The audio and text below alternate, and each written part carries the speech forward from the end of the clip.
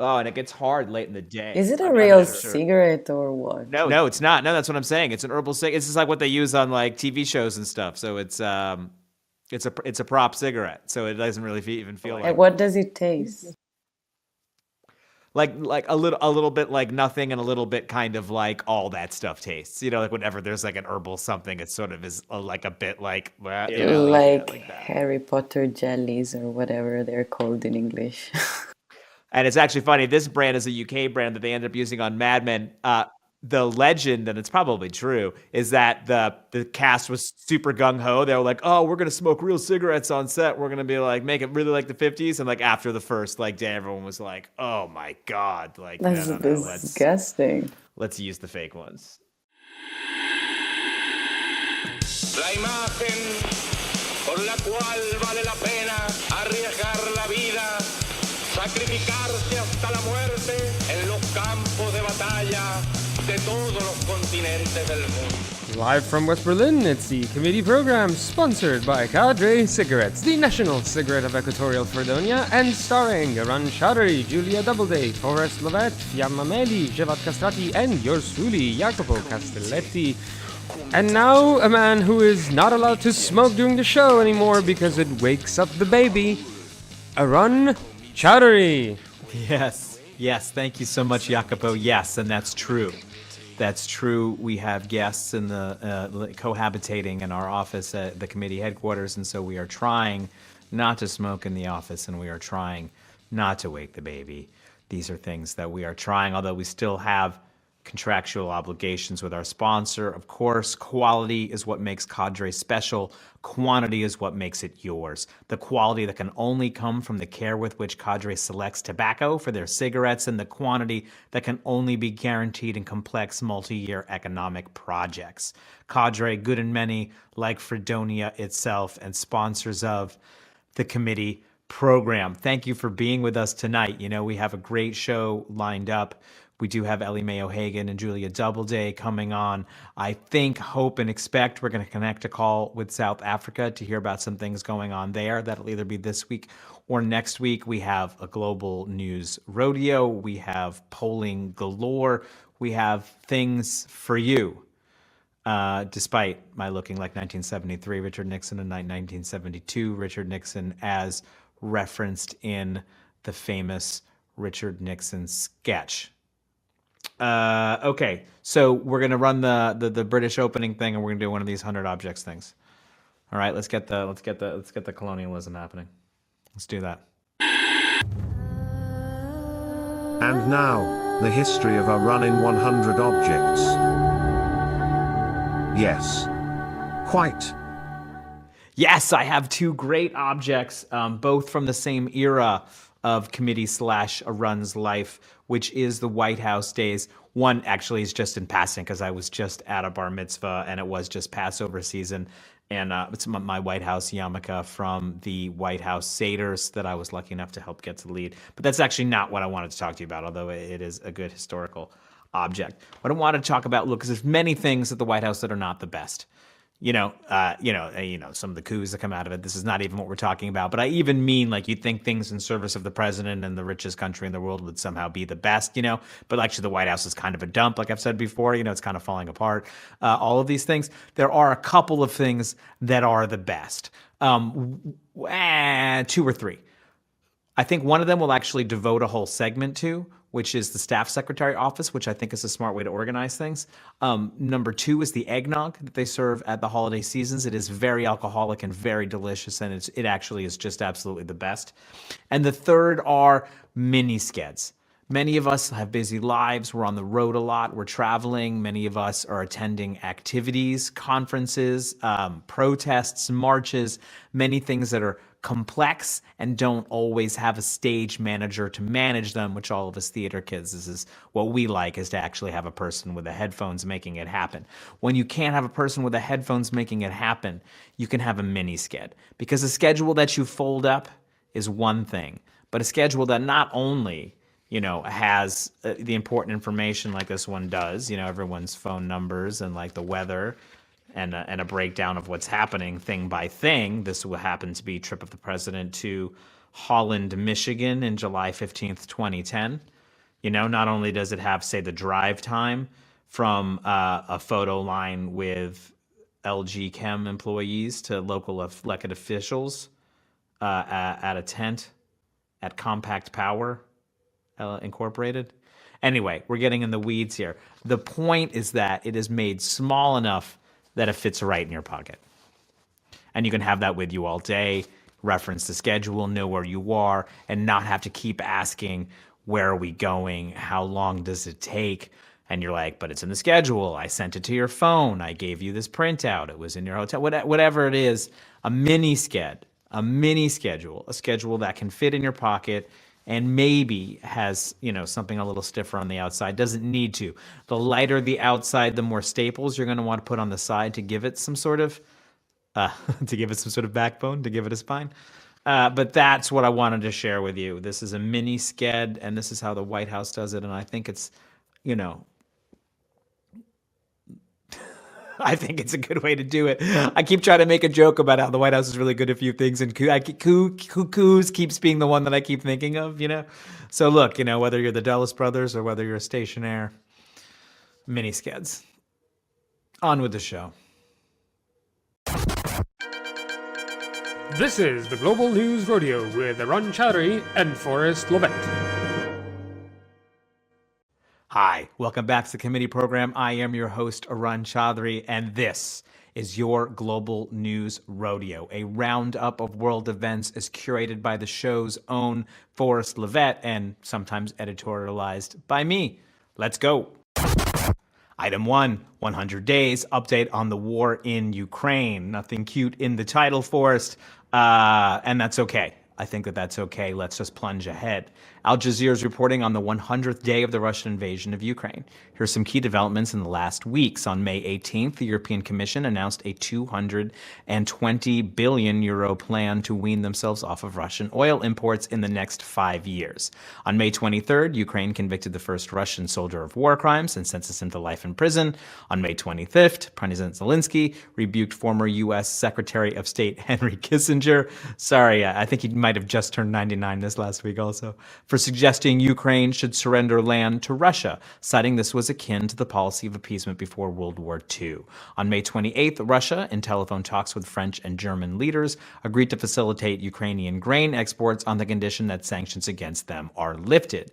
And as of June 1st, Russian troops were reported to hold the city center of Severodonetsk in eastern Ukraine. That is in the middle of Luhansk. You know, look, we're getting a lot of information and sort of breathless and a lot of the sort of technical kind of aspects of which weapons are being used. We do know that a lot of people continue to die every day. We do know that it's grinding into some kind of stalemate. And I think we do know that the real strategy of anyone looking at this has to be to see if the European/NATO alliance, whatever you want to call it, will hold together when it's cold and when the Russian gas becomes more important to them.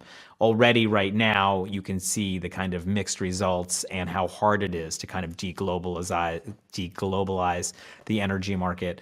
It is clear that everyone involved has the resources to keep this going into next year. And I think it's more and more clear that what we are seeing on the ground is what we are going to see, say, through December. Some folks might say that they're planning big things in the summer on both sides. I don't see it happening, but you know, I'm certainly not an expert, nor are any of us here at your committee program, but we know more than the average bear. Item 2, one bird with one stone. Turkey changes its name. Deutsche Welle is reporting that Turkey's applied and officially been granted a name change by the United Nations, going from Turkey to Turkiye, spelled Turkiye, Turkiye, with the umlaut U, and pronounced Turkiye. The country wants to distance themselves from the bird and to have a cultural rebranding. I think that's very fair. It's very odd how the bird and the country have the same name, right? Like we can all wrap our heads around that being a strange thing. Turkish President Erdogan said, Turkiye is the best representation and expression of the Turkish people's culture, civilization, and values. But did you know? Turkey isn't the only country to recently make an about face. In 2020, the Netherlands formally dropped the name Holland in an attempt to push away from the drug use and prostitution which are associated with Amsterdam, which is in the North Holland province. And of course, in 2019, the Republic of Macedonia became the Republic of North Macedonia. And in 2016, the Czech government officially changed the name from the Czech Republic to Czechia for international markability purposes. I will say all of this is well and fine and good, but the North Macedonians did not want to change, and they did change because this was supposed to actually start the EU process that they have every reason and expectation of being on with Albania. And once again, I would call on the EU to take this seriously. Y'all promised. They didn't want to do it, and they did it. They went, they found a negotiation, they did the thing. There should be a reward at the end of that.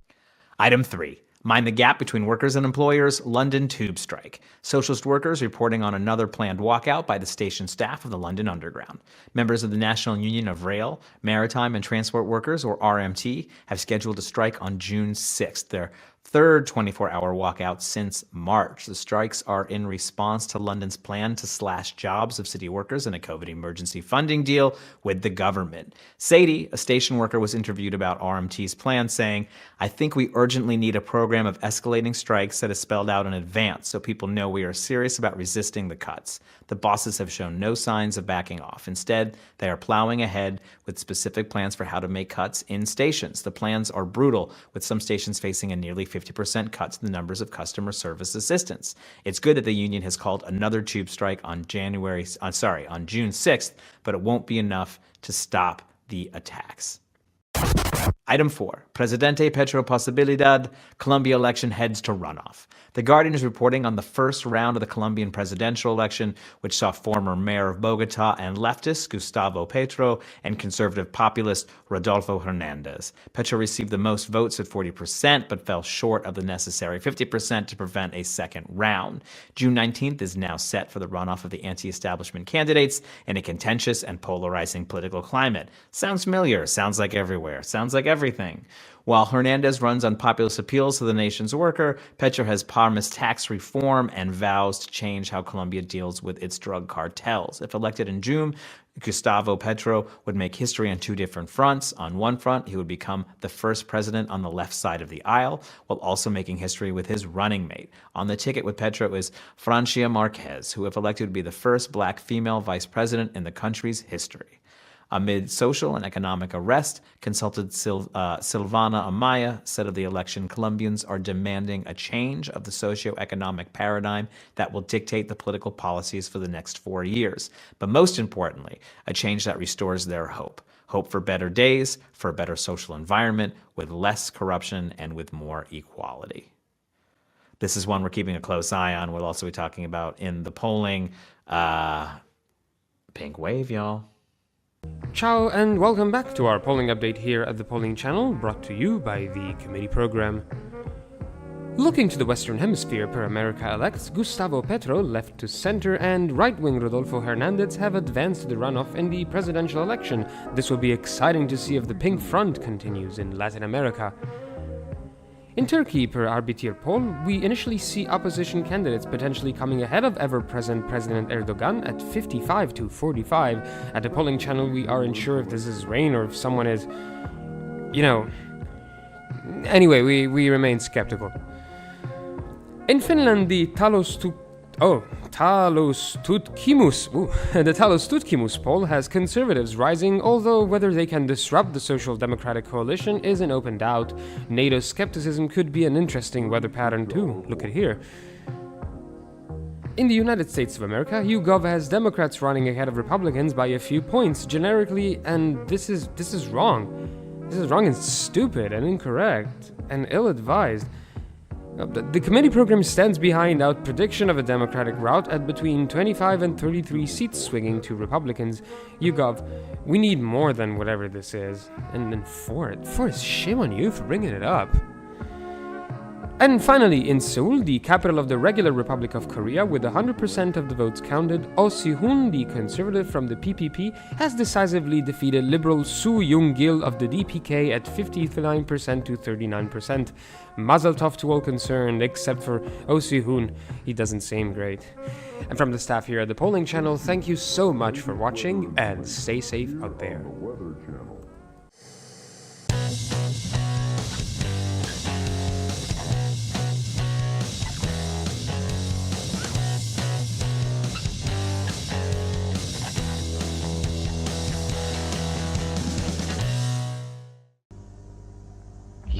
centrales, pongan atención. El nuevo CAF granulado. Es el nuevo CAF, definitivamente instantáneo. El nuevo CAF granulado tiene poca cafeína.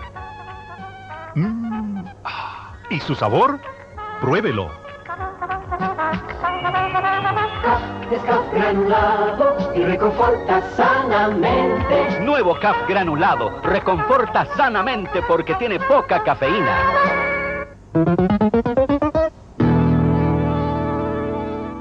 Oh, Dios.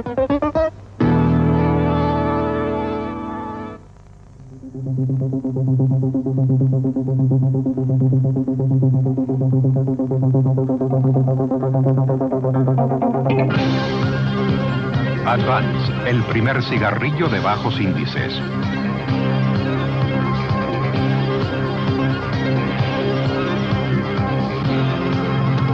Algún día, todos lo serán.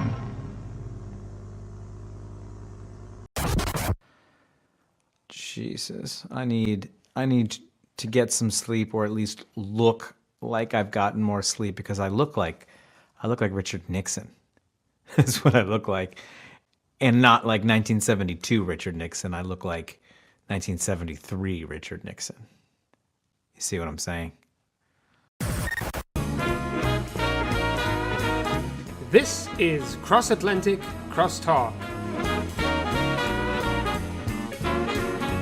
Hi, and welcome back to the committee program. And we have the Cross-Atlantic Crosstown Gang. That is Ellie Mae O'Hagan, the director of Class Think Tank, and Julia Doubleday, the deputy director of Committee LLC, deputy host of the show. And what else would you describe yourself as these days, Julia? A person who likes to watch horror movies during the day. Yes. And we have that. We will curve into a bit of that if by horror you mean hero-worshipping American biographies, which is just like not only the only movies we make, but the only books we read. It just has to weird be. Pivot. I'm getting ahead of ourselves. Weird getting pivot. ahead of ourselves. But today we're actually doing a cultural dip, and we will be talking about The Dropout. Of course, the Elizabeth Holmes docudrama on Hulu. I think it was Hulu who put it out. But before we dove into that, I wanted to ask Ellie Mae O'Hagan about Boris Johnson.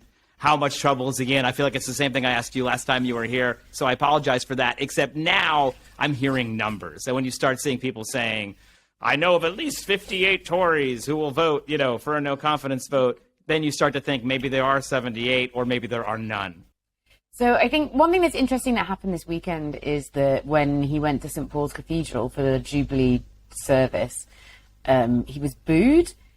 And I think that will have really freaked out the Tories, because for them to lose the royal crowd, the royal lovers, that's not great.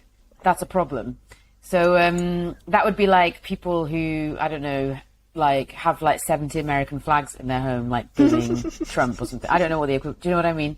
So that's an average American. Yeah. 70 American flags. Approaching. Yeah. Some of them are blue for some reason. It's all a long story. I was going to say one, but then I was like, no, loads of people have one. Literally, my parents, here it's quite unusual. When I lived in Texas, you had to subscribe to a service.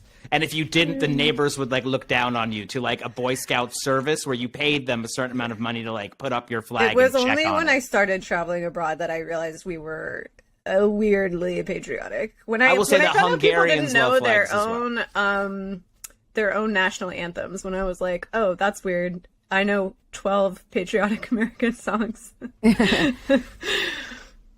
Well, it's quite like Wales in that respect. We love flags and patriotism, and we have lots of songs. You got a drag on yours, to be fair. But sorry, we interrupted. You were talking about Tories and it looking pretty bad because even the royals are yelling at them, or the royal crowd. Yeah, but in 2017 or 2018, I can't remember when it was, Theresa May, there was all the letters. I have not heard that name in a long time. Thank you for bringing that It's like a Star Wars moment. She there was a vote of no confidence about her, and she won it. And I think that same thing's going to happen again. I think my prediction is that they might get the letters. I think they probably will get the letters, and then he'll win it.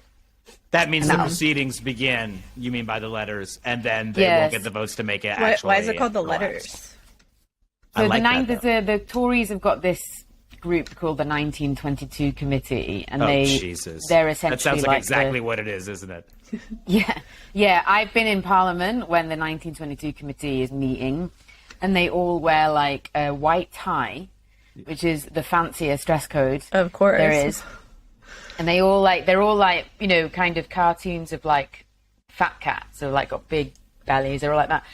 And then they all go like, when one of them says something and they all agree with, they all bang on the table and go, yeah. It's a bizarre spectacle. Anyway, they kind of make all the decisions about the Conservative Parliamentary Party, and the rules. So there's rules, like each party has its own internal rules about how to challenge leadership and so on. And the Tories' rules are, if you, like 45 MPs have to write a letter to the 1922 committee saying they've lost confidence in Boris Johnson. I'm not sure whether it's always 45 or whether it's a portion of like your majority. I'm not sure. I think maybe it might be half It's the the spirit majority. of 45 because of the war. Probably. And so, and it's, they don't, MPs don't have to go public, so no one knows precisely how many letters have So this been is sent. a way to sort of exercise semi-public pressure without it being like still being anonymous on leadership. Yeah. So, but yeah, obviously, like rumors are swirling, and journalists are saying they're going to reach 45, and some journalists are saying they're not going to reach 45. Obviously, it's all like, you know, MPs are all briefing the journalists that they're friendly with, and they have their own reasons for doing it. So I think it's quite hard to know really until it happens. And yeah, and I think they will come to the conclusion, which is the right conclusion, that there is not really anyone that can replace Boris Johnson that they would be happy with. Like the only person who I think would make a half decent leader is this guy called Jeremy Hunt, who is like more kind of on the David Cameron end of the party, the more sort of liberal end.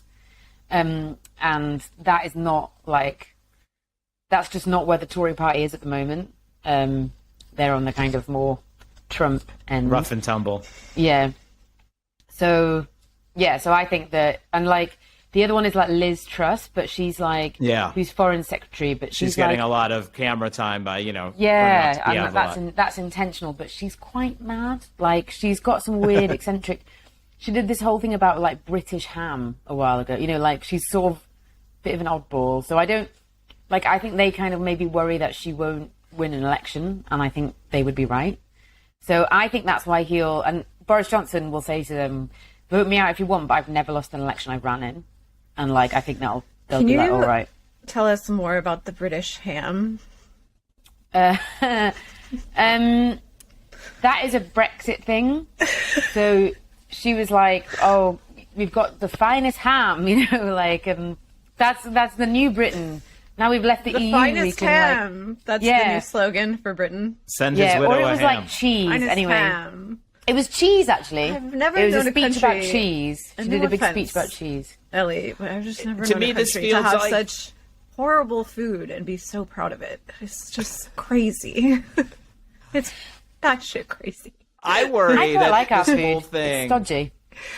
Oh yeah, Keeps and you we warm. can't talk about this. There's a lot to unpack in terms of British food. But this whole thing seems to me like an opportunity for Boris Johnson just to put everything behind him. Like the vote doesn't work, he doesn't kicked out, and he's like, yeah, we had that debate. Whatever, Yeah. the party, who had a beer, who could even remember anymore? But we had a vote about it, and that's the end of it, and I'm okay, you know?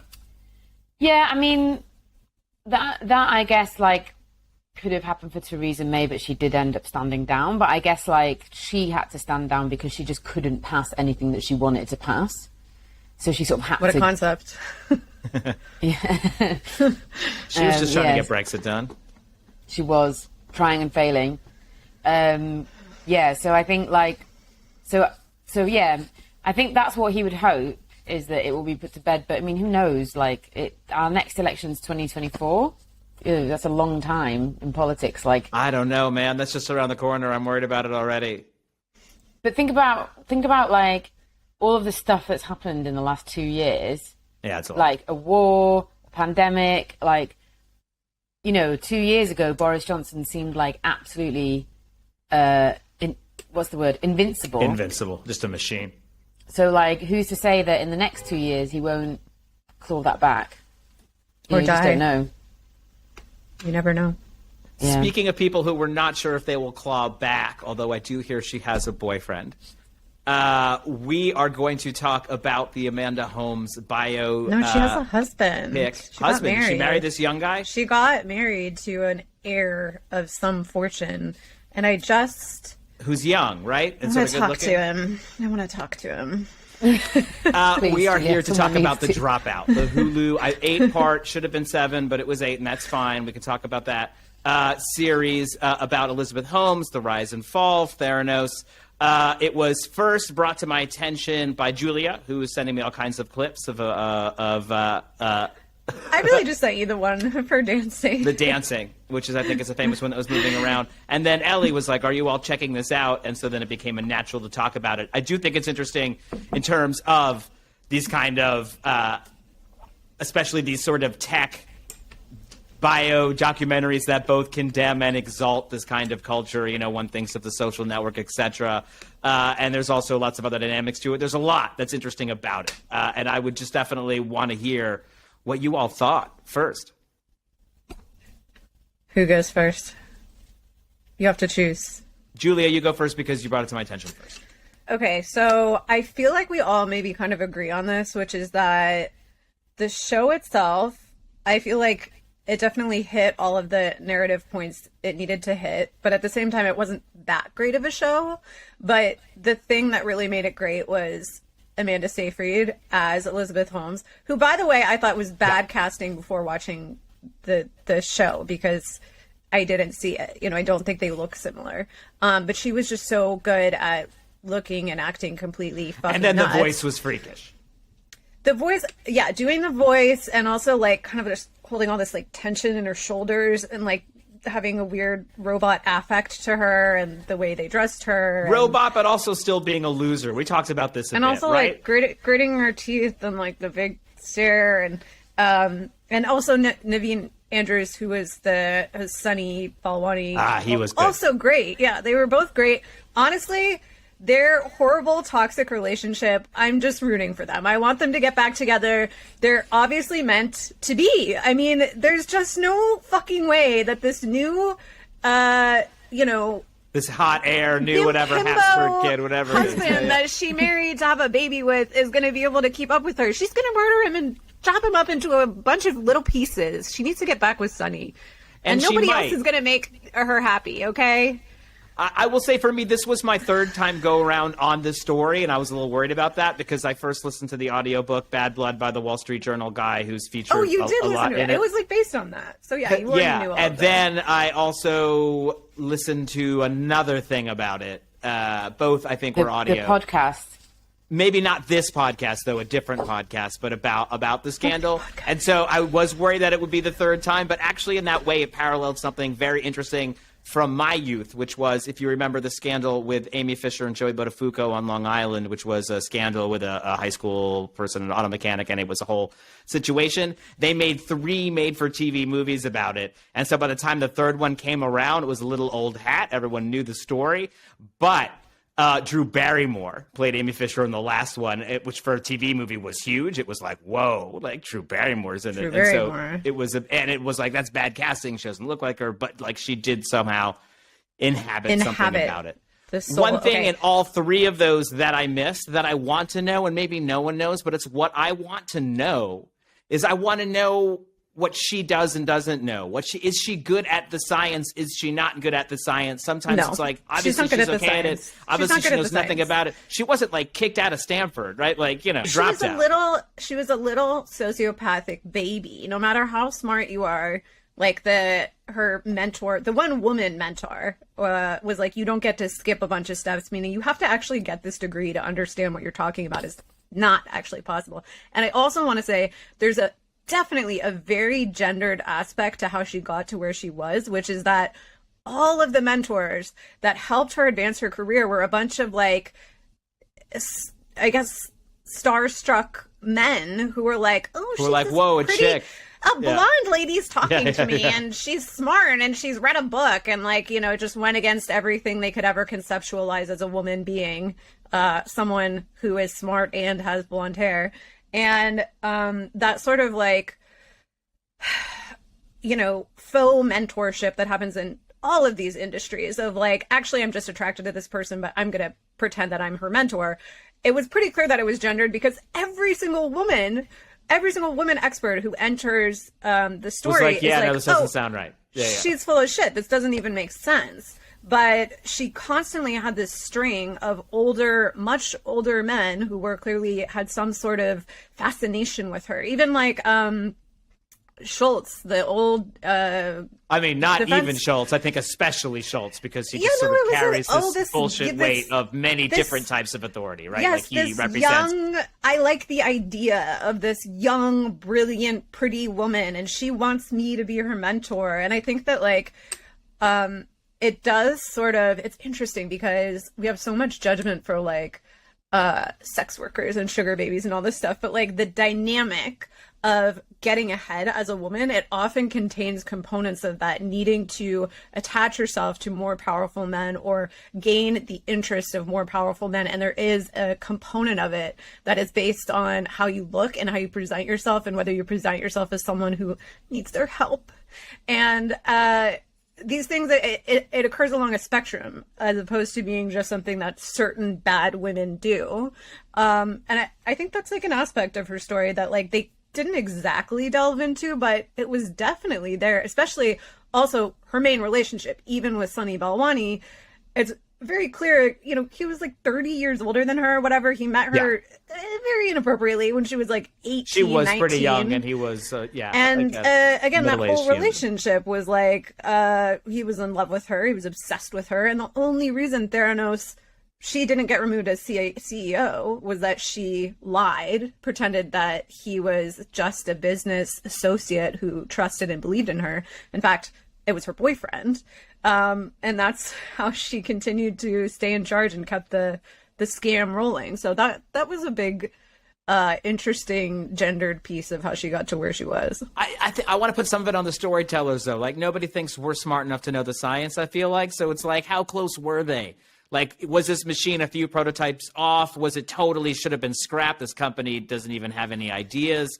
You know, like I'm sort of super curious, even after having consumed all of this content. I feel like they were very explicitly clear that they were nowhere close to being able to do. She conceptualized an idea sort of the same way if I was like, wouldn't it be cool if we could travel back in time? And then, you know, tasked a bunch of engineers with building this thing that she had never demonstrated was possible. But there were sort of invade Russia moments, right? Where it's like, hey, can we use 10 drops? And she's like, no, 1 drop. And it's like, well, would 10 drops just have been the answer? No, you're not remembering the show right. They do switch to using 10 drops. Because the 1 drop doesn't work at all, they use the 10 drops and then they adulterate it. They put water into it so that it's more blood, and that's why the test came out incorrectly. What they were saying was never possible. Everybody who had expertise in the actual science of how it worked said it wasn't possible. And when her first idea, you know, when she lays off the first rounds of engineers, they are actually trying to solve the problem that she gave them in the first place. The second round of engineers are like, what if we just use this kind of existing technology and kind of make it work for this idea? And it never does. I mean, like, it never even close to works. So much money and energy. Ellie, what did you think of it generally? And also, what do you think of the issues surrounding it? Both these are different questions, and I think you may have different. I totally agreed with everything that Julia just said, so I'm not going to repeat any of that. I guess the bit about, like, the men and their relationship to Elizabeth Holmes, what I picked up on to do with that was the whole bit with Alan Ruck playing the sort of executive at Walgreens Pharmacy. Mm-hmm. Love Alan Ruck, by the way. Yeah, great. And he's very much like, this is how the kids are doing it these days. You've just got to hop on board. And I thought the role that she played for these men was like, they kind of were aware that their like time was over And you can they come were being, backstage for the last tour. You know, it's like, you're still part of the gang. Yeah, and they're being replaced by like young people who are doing things that they don't understand and who also, as far as they perceive it, also have like more socially liberal values. Like, I guess it was 2008, so Obama just got elected, and like, I don't know, maybe like in this country, Meritocratic like, feelings were up. People were leaning in, as you'll recall. yeah, and like things like LGBT rights were becoming more like mainstream and What accepted. a time to be alive. Yeah. I remember it. Truly, it was the best of times, apart from the slight inconvenience of the global meltdown. Best of times and the worst of times, you might say. Yeah. As someone once said. Has anyone said that? So I sort of saw, like, in my mind, I think that these old men saw her as their route into sort of staying relevant, and also what she offered them was like a safe way to be involved in that culture, because she was blonde, she was white, she was actually already rich before she took over, before she launched Theranos. So she was like already sort of in their orbit, you know, in their sort of class. And basically she flattered their egos and like didn't challenge the sort of male dominance of business. Instead, she just kind of did this like yes we can style kind of like feminism, like the lean in identity kind of feminism. politics. This just bland. I mean, and she never hired women to be around her except for like two that immediately were like, "This is a scam," and I quit. The designer quitting was quite a nice scene, I thought, actually. Yeah, and I think like there's a safety in that for those men, right? That they're probably a bit afraid and alarmed by like this kind of culture, this sort of youth culture, I suppose. Move that they fast, don't understand. break things. Yeah. Especially because it's manifesting through the internet, which like loads of them just like never used in any significant way. Because probably by the time the internet became popularized, they all had secretaries, you know. So like assistants. So you can imagine that they feel like afraid and threatened by like this new stuff that's happening. And she was like this kind of, you know, chamomile balm that they could sort of, you know, don't worry, it's going to be okay. Like, it's just going to be like, and, you know, she sort of deliberately, I think, played up this idea that kind of weird, gross interplay of like sort of sex object and daughter. Yes, totally. As well. 100%. And I think that was very like, that was where she is like very, very good, is like, her ability to do that to people, to like to know how to manipulate people. And I thought that was definitely the bit that I noticed, and that came through most in the scenes with Alan Ruck, where he was like pushing Walgreens to sign with Theranos on no evidence, because he was afraid of like... Right, the lab guy is like, please, just 1 second in the lab. Yeah. Like, just 1 minute with the lab equipment, because they're obviously lying about everything. Can I just see it? Yeah. Can I just see it? He was very good at being frustrated man number 3, I thought. The madman guy. He was good. Yeah. But have you seen have you rewatched any interviews with Elizabeth Holmes at the time? Because now, knowing what we know now, if you go back, viewers, I recommend this, go back now and watch Elizabeth Holmes being interviewed on like mainstream American television. Oh, the HBO documentary has a lot of that footage on it. That was one of the other things that I saw. It's so obvious that she's full of shit. That's what the crazy thing is. Like, there's an interview with her with Good Morning America. It's just word salad, And like, they're walking around Theranos, and the host is like, of course no one's actually seen this technology. And then she says to Elizabeth Holmes in like the sit-down interview, "Oh, some people say that your technology doesn't work. What do you say to them?" And Elizabeth Holmes says, "Well, when you invent something new, there should be questions." And that's her answer. It's like, it's so obvious that that it's all a lie, and it's kind of crazy. It was like in plain sight. Yeah. Honestly, what's interesting too, though, is that there's so much of this in Silicon Valley. And this one blew up to be such a big deal, but in a lot of ways, I was talking online to someone about this the other day. It's not really that different from what Elon Musk is doing, right? Like his business is constantly claiming to invent stuff that they haven't invented. And I mean, a couple of his big claims, you know, one, he's going to invent this super tunnel thing, this super fast public transit thing. the Hyperloop has That's never it. existed in We know, any like, way, shape, or Hyperloop. form. Now it's taking the form of a tunnel underground for Teslas that is a one-way tunnel. You have to wait till everyone's done going this way before people can go this way. So he invented tunnels, but worse. He and invented guns for cars. It's like shooting them through tunnels, you know. his cars blow up, catch on fire. We all know this.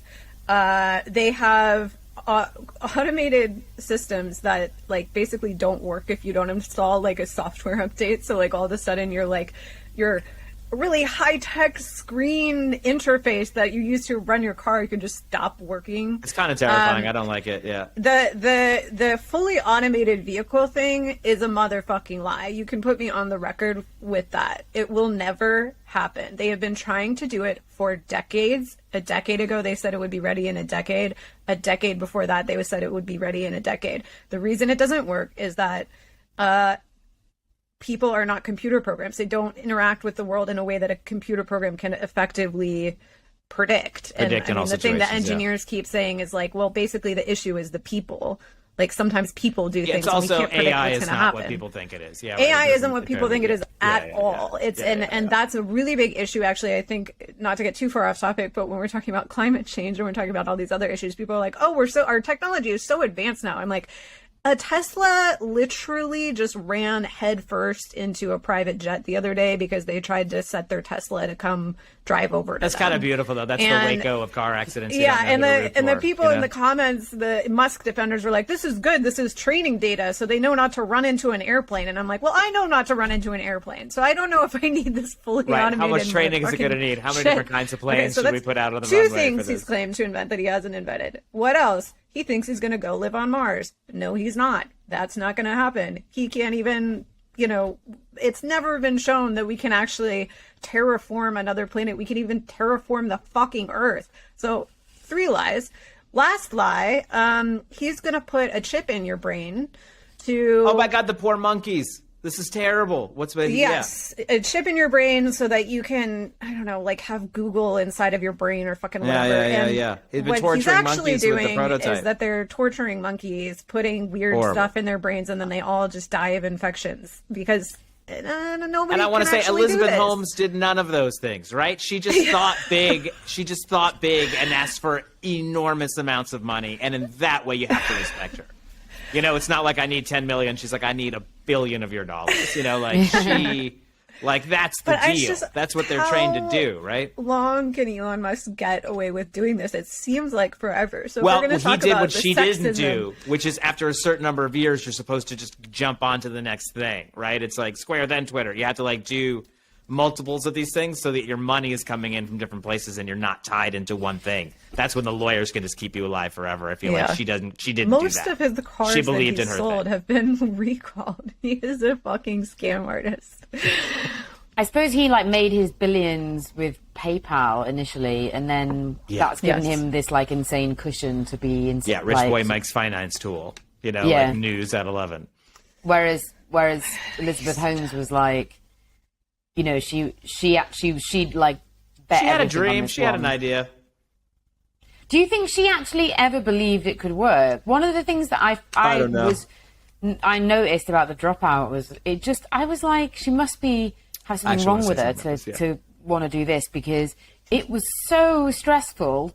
She was playing everybody off against one another and lying and lying and lying. It's and I was because this is a biography that is force-fed to American kids, right? This idea, especially with tech, of just, it's the idea, it's just the hustle, it's just as much effort to put behind it. Things can always work themselves out. You can always find a solution if and it's just this weird idea that's just sold to people from very young, kindergartners who code. It is just if you just hustle, whatever it is will come true. When we see over and over again, people are successful, start successful. I mean, you don't need me to tell you this. I think she believed it could work, not through any of her own efforts, but Arun is saying, I think, they sort of openly showed her having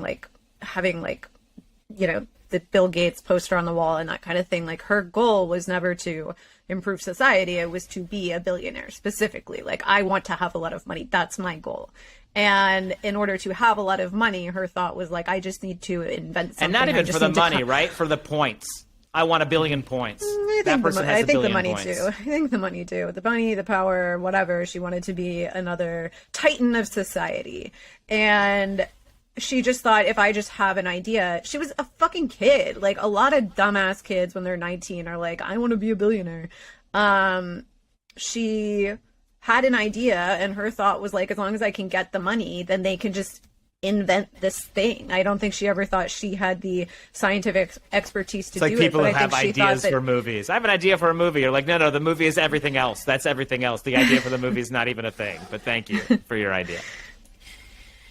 I think that she like felt entitled. It was like a bit in the same way that I felt about like Anna Delvey in that Inventing Anna series. That it was like these were two people who feel that there is something off kilter with the universe, that they're not fantastically rich, so therefore like they can do whatever they want because they're redressing the balance.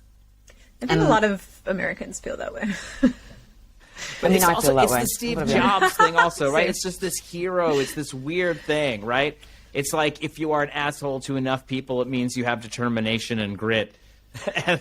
and somehow that means that you deserve to be successful. If you build the infrastructure and if you just have the balls to like get the money, if you just scream at enough people, you're right? Gonna, at some point you're just gonna end up rich, I guess. Like at this movie, any of ways the story could have been if somehow they had killed it, figured out the thing, and become successful. The movie wouldn't have changed any of the scenes. It's just the reading of it would be different, and especially to the American audience, that's how it would be fed to them, right? All the first rounds of people getting fired in shady circumstances, it wouldn't even be covered up. It would just be like, and that's what happens to get to the top. Like, you have to have that kind of grit, determination, and toughness. Fire your partners, stab people in the eye, you know? I did cry when Stephen Fry died. When Stephen Fry... Fry... was very sad. Yo, that was very And he was sad. great.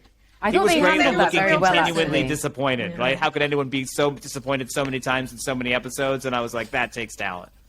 Yeah, he was good.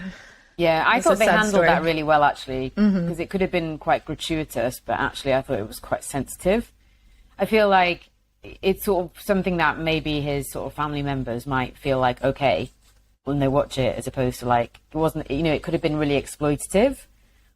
But it wasn't. I thought it was handled in quite a sensitive way, which is good. I agree. And you definitely see why he's at the end of his fucking rope with this shit. And it reminds me, because, thinking about the wife's character, it is also nice in a Shakespearean sense, however, that one of the driving things, especially in the second half of the drama, is spite and revenge. These are things that we like, right? It's not like truth and justice. It's spite and revenge. And I think that those are me going. Yes, that's what keeps us all going, and I think it's important. When I went to work for Beto in 2018, it was just pure spitefulness towards Ted Cruz. That's why I kept going into the office. It was the only thing. I mean, God bless Beto, but like, really hate Ted Cruz. I just had to recuse myself from a Ted Cruz meeting, actually. Why? I just felt like I shouldn't be there. This is when I was just in DC. Kind of Ted Cruz meeting? Oh, a meeting with. Yeah, we're doing the things. Yeah. So, I actually just like there's going to be another one of these in 2 years. It'll be a different company doing something different, right? Maybe I mean, we agreed. The only Elon. thing. This was just sort of like Lady Serial Killer was the only thing that was interesting. Speaking of spite, I only want one thing. What do you want? Elon Musk expose where everyone realizes how dumb he is. You know what? I mean, okay, kettlefish here. Maybe. I'm opening, not kettlefish. I'm opening, what's the word? A can of worms. I'm opening a can of worms. Oh boy. By saying this, but I think in 2 years there will be a documentary about the Depp Heard trial. For sure. That will basically the OJ one, probably. Yeah, for sure. I think. Yeah. Were people consuming that full gulp as they were in the U.S. and the UK? It wasn't being as that big. It was live streamed, like, Macy's like, Bananas. Yeah, it wasn't as big, but like it was in the news every day. It wasn't like something that everyone was talking about, but like most people were aware of it, and like most people did swallow the Depp story. Like most people did believe his version of events. And yeah, like, it could be part of a larger documentary about how like troll farms and misinformation and yada yada yada, all this kind of stuff. Yeah, and like Me Too backlash, and also like just how absolutely terrible the average person's understanding is of like what domestic abuse looks like. And like, you know, there's people who are survivors of domestic abuse that have like supported Depp. It's like, yeah. There is a Michael Jackson level of sort of strange fever that surrounds him that is not like other folks. I don't. Oh, celebrity is celebrity. No, I'm saying not even just celebrity. It's like that extra sort of layer of something that some folks get that he somehow has got, and definitely has affected the interpretation of the whole thing. I will say, I think that that I would hope that this makes people also like think about like live streaming of trials and the whole things, and if this makes sense, and like the kind of spectacle that it does put out online, et cetera, because I think there should be cameras in courtrooms for a lot of things. I don't think they should be running like continuously, and definitely I think that it should be thought about a little more cleanly than it is. We don't have them in this country. Of any kind, right?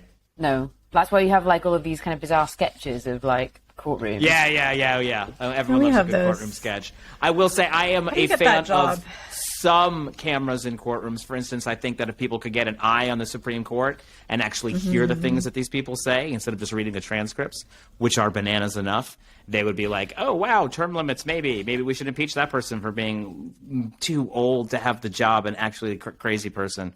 I think that people deserve a peek inside the judiciary from time to time. When it's a high-profile celebrity case involving an issue that is already like really poorly understood, this is beyond the pale. There shouldn't be cameras, and also I think jury should be sequestered. Like I was astonished that the judge. Oh yeah, I just learned this. That's crazy, right? So they're out there on Facebook, like I thought reading they all this always stuff, were. Right? They're not. I thought that was like the law. I thought it was like in the back of the Constitution. Have we watched too much TV? I thought they all go too to much a law in the or other something. one. I don't know. No, whenever they took a break, the judge was like, "Don't check social media." But like, I did read this afterwards. Yeah, there was no official sequester. It was just like keep your nose out of And one of the jurors admitted that his wife had texted him saying Amber Heard is psychotic.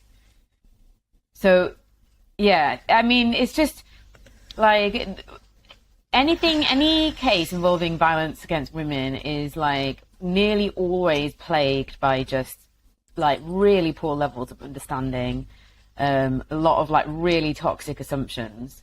And like you've got to be able to kind of manage that in some way in the trial, or like women like separate from this case, women will just never get justice because, things like Amber Heard like lied about some stuff and she was kind of mean, and like people are sort of using that as a reason to say that right. Even though it's a perfectly normal thing to lie and be mean. I mean, if these things weren't okay, I don't know where I would be today. So it's like, anyway, sorry, I did open a can of worms, but no, actually, I'm going to take the worm and put it back in the Robin here, because I'm curious to hear you. Yeah, that did make Julia's looking at me like I'm crazy because it didn't make any sense. But let me ask you how you thought the sexual assault subplot in the Dropout was handled, because they did kind of try to really elevate it as motivation in her life in a way that I actually hadn't seen in some of the other accounts that I had heard, and then brought it back at the end as kind of a bookend in a way that didn't totally feel organic to me, because it wasn't threaded throughout, especially with her relationship, which seemed very rocky with Sonny. But what was your reaction to it? I personally thought it was handled quite well. Because, like, the reality for, like, women, most women, I would say, or women that have experienced that kind of violence, is that it is just something that happens to you, and then, like, life goes on. And that's, like, the real tragedy of it. I think, for me, like, one of the things that I felt uncomfortable with Me Too was there was a lot of women kind of being like, I was shattered, I was devastated, it was the worst experience of my life. And I was like, was it? Because I feel like the truth, which is actually much worse than that, is that actually a lot of these like experiences are not shattering because you kind of have to become. This is society. Kind of, you have to become. They have to become normalized for like a lot of women, otherwise you just wouldn't leave the house. And so I quite like that it like clearly had some kind of effect on her, and like what her mum said to her perhaps like had some kind of effect on like how she moved through the world. But it was ultimately just this awful thing that happened to her, and then she kind of moved on. And I think I never really spoke about it, and I think that until they did try to wrap it up at the end, which I think where I thought maybe it felt authentic, because they did all of a sudden have the kind of scene where it was like this. I can't now. I don't want to misremember what the conversation was, but she says something to her mom, and her mom's like, "I'm sorry." Yeah. I mean, I thought that was a little bit laboured. What did you think, Julia? Because you're right, it's the banality of it, right? Honestly, I didn't really think that much about it, that scene or the later scene. I didn't even really put together that had anything to do with the earlier part. I kind of forgot about it, which goes back to what you were saying, Ellie. It's just like, that's college, Yeah.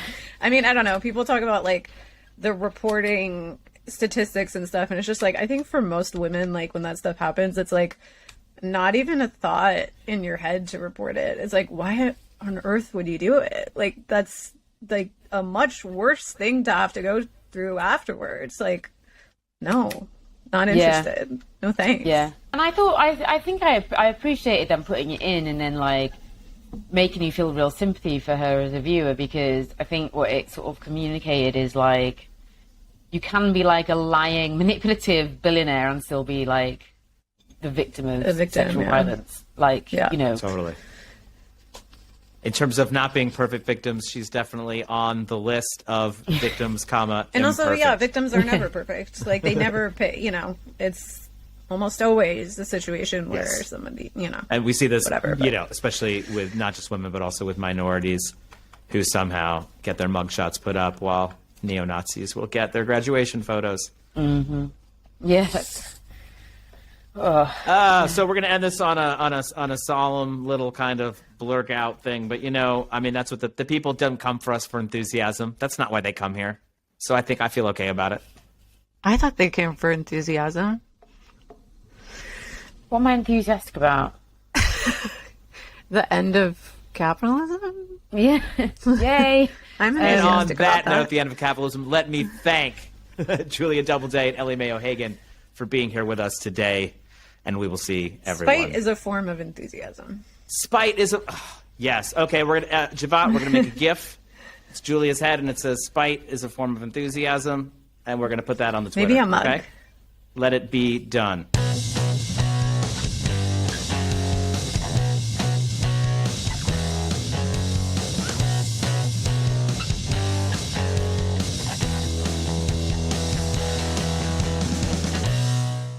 Thanks so much for tuning into the committee program. We know you have many options when it comes to content consumption, and we appreciate your attention to this new season with new episodes on Sundays at 4 p.m. Eastern Standard Time and at 10 p.m. Central European Time. You can support the show by becoming a member on patreon.com/the committee program. You can follow committee on Twitter, /committee-pro, on YouTube, the committee program, on Instagram, the committee program, on Facebook, the committee program, and you can visit the committee program company store at tpublic.com, the committee program shop. Special thanks, as always, to our team, Xhevat Kastrati, Fiamma Meli, Jacopo Castelletti, Forrest, Lovette, and committee's deputy director, Julia Doubleday. Look alive out there. It's later than you think.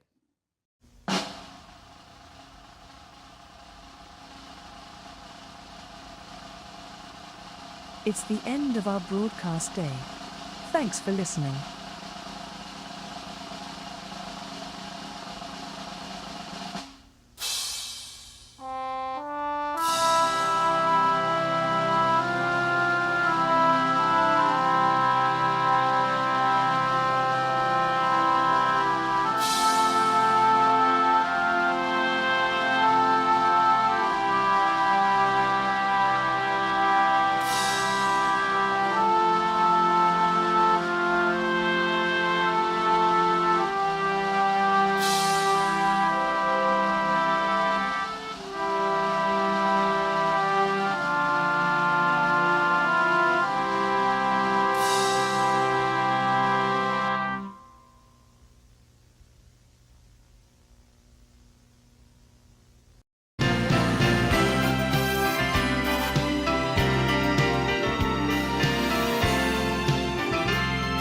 This was the 17th program in our second series. For more global infotainment from the comedy program, click on the video screen right or screen left. Please like and subscribe to the comedy program on Sundays at 4 p.m. Eastern and 10 p.m. Central European Time.